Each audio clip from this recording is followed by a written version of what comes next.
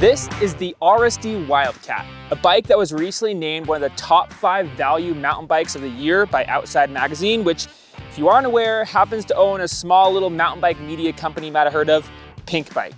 In addition to the balanced ride feel and insane spec that this bike comes with for the cost, the editors at Outside Magazine also praise the Wildcat for its versatility, which can be set up in a variety of tire and wheel size combos, plus has sliding dropouts to further customize the geometry to the rider's needs. And that's exactly what I just finished doing today, setting this bike up for my specific blend of trail riding, dirt jumping, and jibbing.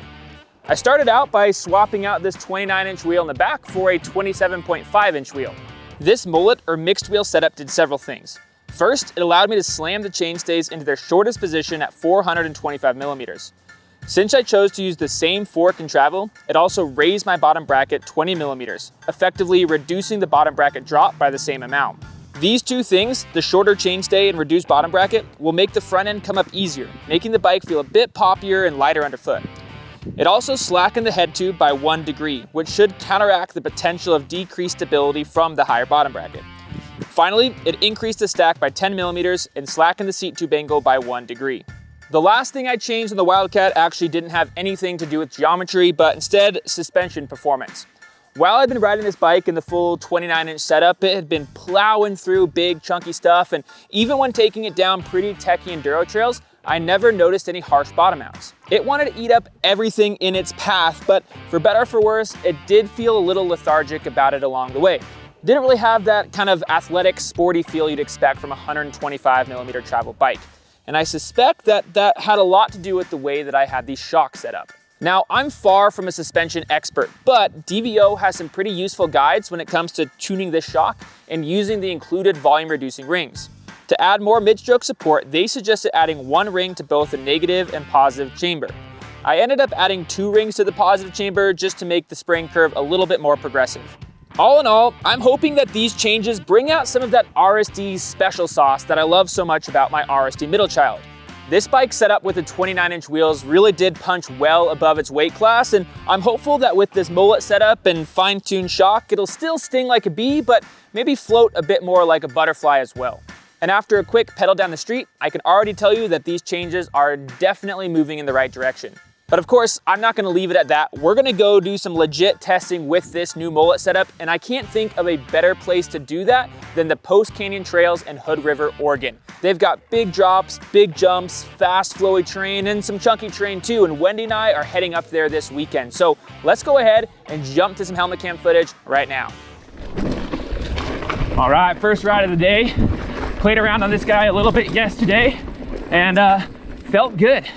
There was a few things I noticed that today I'll see if I'm feeling the same things, and if I do, I'll tell you about them, a few good things and a few bad things, but right now, let's just get this ride started out right, have some fun. I did some manuals at our place in the driveway and definitely felt like with the shorter chainstays and decreased bottom bracket drop, that front end likes to come up way more, and it's made it a lot more fun to just pop off of things on the trail. And it's crazy how having a bike with a more, I don't know, lighter feeling front end makes it just feel that much more agile and easy to maneuver around stuff.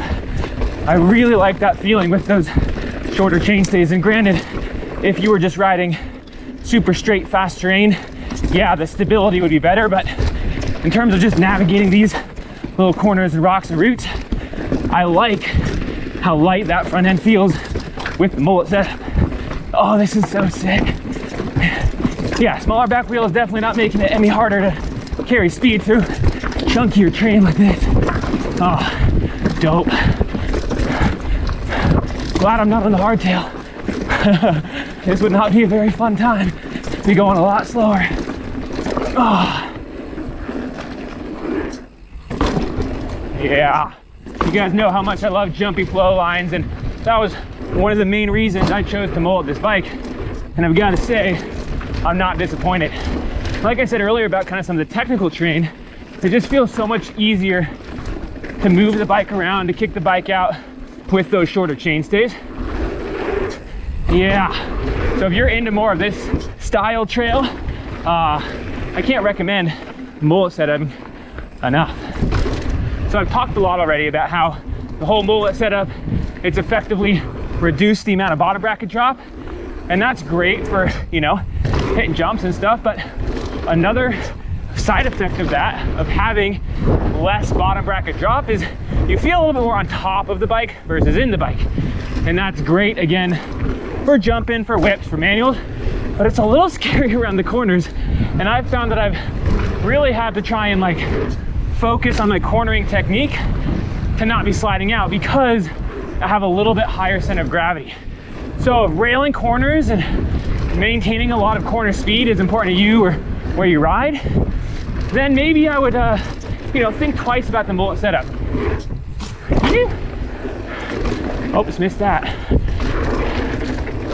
But yeah, I'm breaking into these corners a lot more than I'm proud of, and a lot more than I think I maybe usually would. It means that I can't hit everything. Yeah, fun. Hood River was rad, and if you've never been and you're from the Northwest, you should definitely check it out. But this test would not be complete without coming to my local set of dirt jumps here at the Lair and seeing how the Mullet setup on the Wildcat compares. So, without further ado, let's start jumping.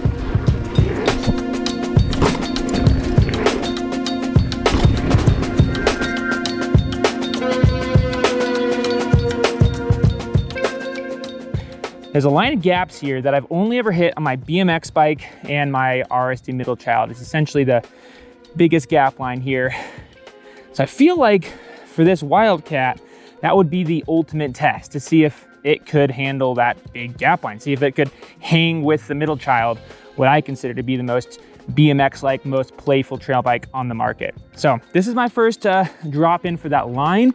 It's gonna be these first 3 or 4 jumps, which are a little smaller. I've ridden those a couple times today, and then we're gonna get into the bigger line called Fish. So hopefully this goes well.